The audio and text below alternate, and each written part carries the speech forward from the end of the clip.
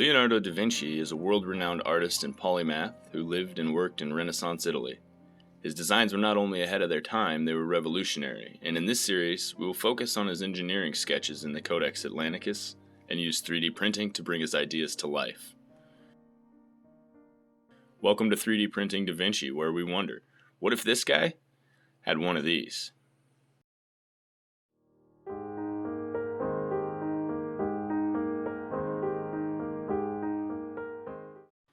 This idea came to me while combing through the Codex Atlanticus. I thought maybe I would find an interesting drawing I could model to 3D print and play around with. What I found was much more than that. The complex mechanical drawings had me captivated, and seeing the machinery Leonardo envisioned, I couldn't help but attempt to make a few of them myself. There are several designs in the Codex Atlanticus, however, that may already be familiar to you. So let's take a look at a few of them now, and perhaps you'll begin to see how I arrived at the conclusion that Da Vinci would have been an avid 3D printing fan. Take, for instance, this unassuming sketch of a few gears found in the Codex. In the front we have two gears, driven by a central rod that is essentially a screw. But take a look at the gear on the right. It looks different from the one on the left because it has this other component attached to it. Now look at the rod passing through it. Remind you of something? That's right, it's a lead screw. We can assume both gears would be held in place, and if that's true, turning the wheel would drive the lead screw back and forth, pushing and pulling on whatever is attached to the other end. Now, I developed my project in Fusion 360, and I'm going to give you a quick rundown of just how I created the models. So first I created the main gear and then the worm gear, and then duplicated the main gear for the right side. Then I added a handle or lever to the left gear and extended the worm gear through the bottom plate, which I added for support. Now, I did also end up adding a top piece to this model, which you'll see in just a minute, but basically let me break down the gist of how this works. These two gears are going to rotate, and the center gear will rotate as well, and the action done by driving that gear will extend the lead screw that we talked about earlier. So we're basically going to print all these pieces out and assemble them, but first I wanted to talk to you a little bit more about 3D printing and the process involved, because we're going to be using that to make all of the parts in this assembly.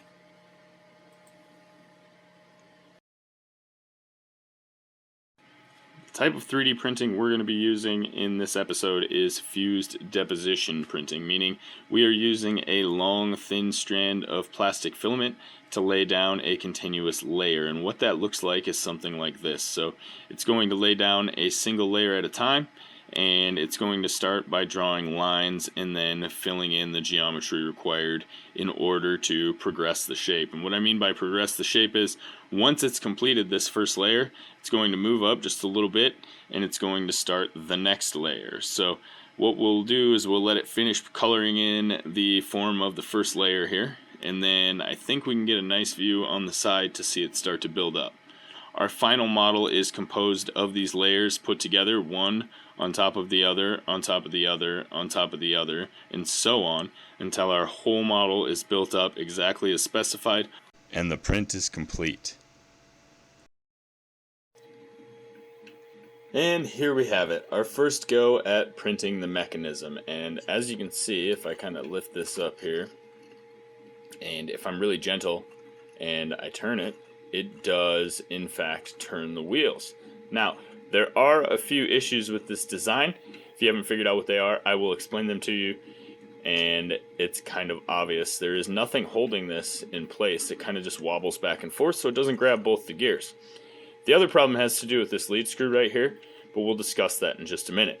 Right now, I wanted to talk about another fun fact about Leonardo, and that's the fact that he never finished anything. So let's just move on and do something else.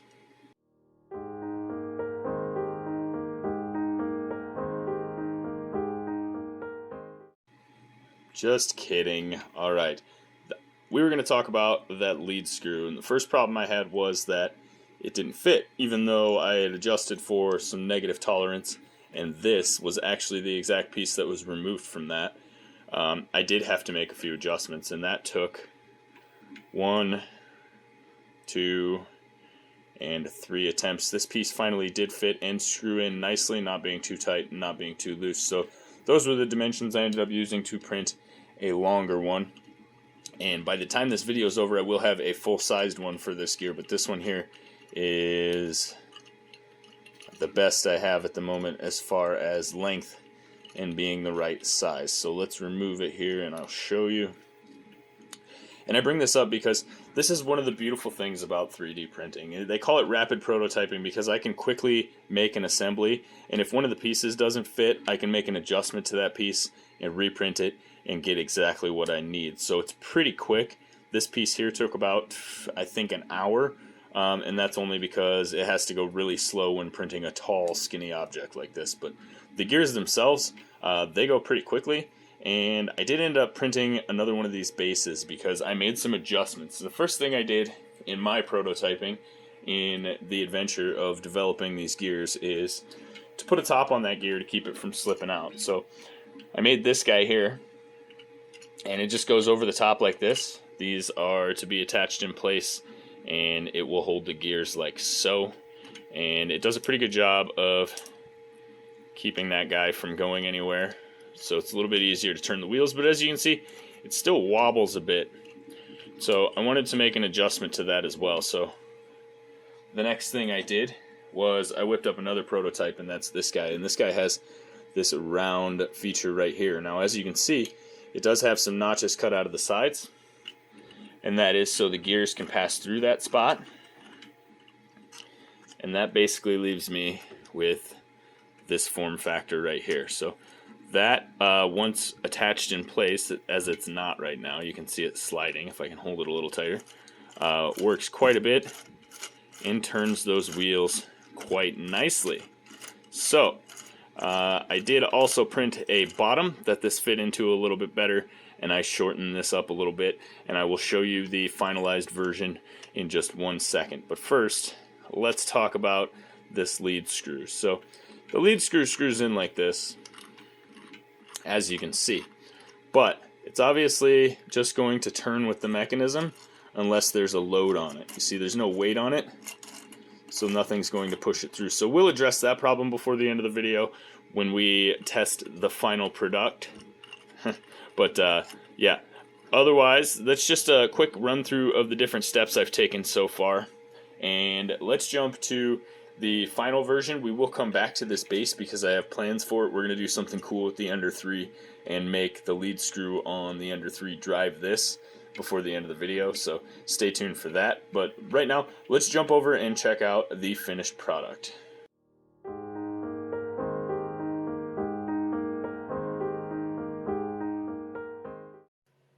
Finally, after a couple of different prototypes and lots of experimentation, we have a working prototype. And I can show you how it works here if I can get the handle to stay on it for just a second. Let me get a good hold on it.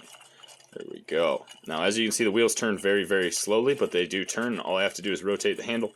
The only problem we're having now, and I'll show you this here, is that the lead screw doesn't have any weight on it, so it's still just spinning freely. So we are going to get an assist from my Ender 3 3D printer, and we're going to have it hold the item and spin the bottom. And I will apply some pressure to this, and we will see how it feeds through there. So let's jump over and check that out.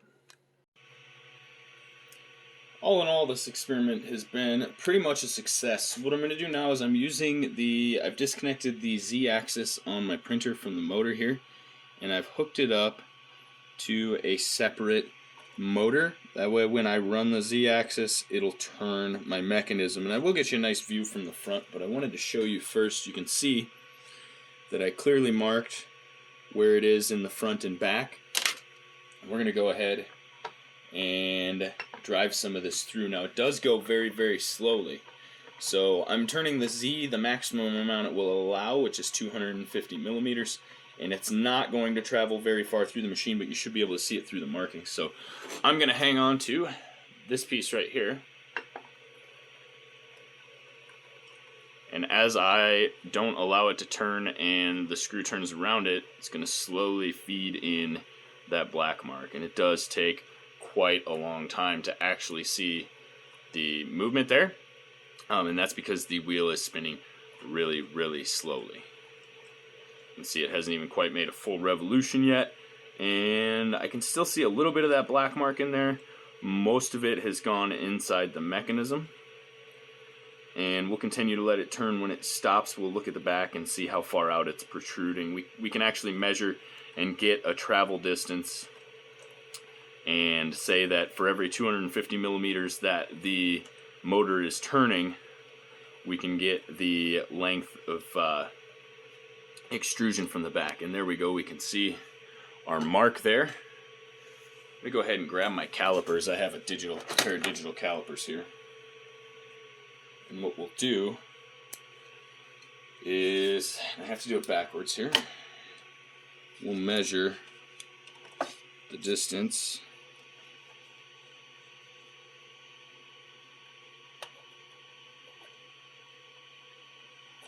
Say that's pretty close, and we're reading at 6.14. So for every 250 millimeters we travel with that axis, we're getting about 6 millimeters of drive on the lead screw. So I also wanted to show you guys a good front view of this. Let me readjust the camera here.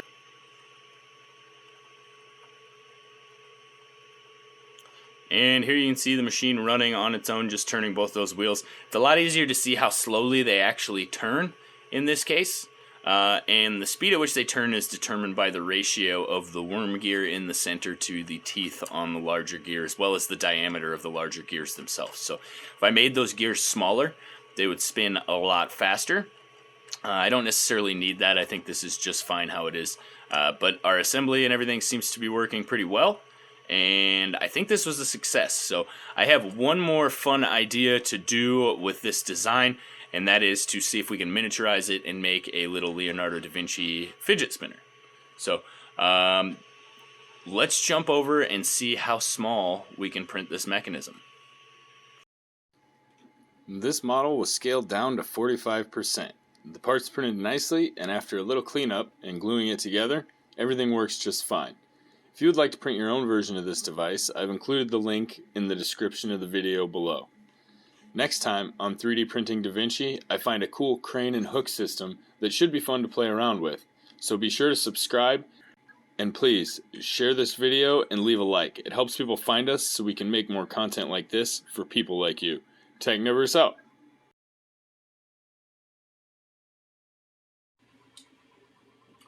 Stick around, guys. I got another YouTube recommended video for you right here. And if you haven't already, subscribe. Make sure that you smash that like button. We'll see you in the next one. Technivorous out.